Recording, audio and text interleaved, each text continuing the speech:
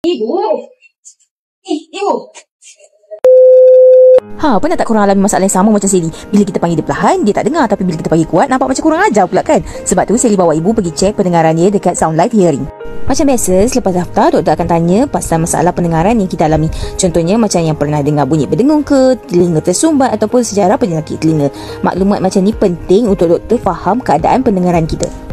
Untuk ujian yang ni, diorang akan gunakan alat khas untuk melihat bahagian dalam telinga bagi memastikan tiada jangkitan, tahi telinga berlebihan ataupun kerosakan pada gegendang telinga. Next, ujian diteruskan dengan mendengar bunyi melalui fon kepala dan tugas ibu cuma perlu tekan butang setiap kali dia dengar bunyi. Ujian ni untuk mengukur sejauh mana tahap pendengaran ibu. Untuk ujian yang terakhir ni, kita nak tengok reaksi telinga terhadap bunyi. Tak sakit pun sebab digunakan alat kecil je yang diletakkan dekat telinga untuk mengukur fungsi telinga bahagian dalam.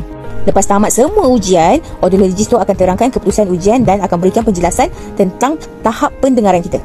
And kalau perlu, diorang akan cadangkan alat bantu pendengaran yang sesuai untuk membantu kita mendengar dengan lebih baik. Termasuklah cara-cara menggunakannya dengan betul. Biasanya pendengaran kita akan berkurang fungsi selari dengan usia. So kepada korang yang ada ibu bapa yang ada masalah macam ibu, saya sarankan korang untuk bawa mereka ke Sound Life Hearing untuk buat pemeriksaan telinga.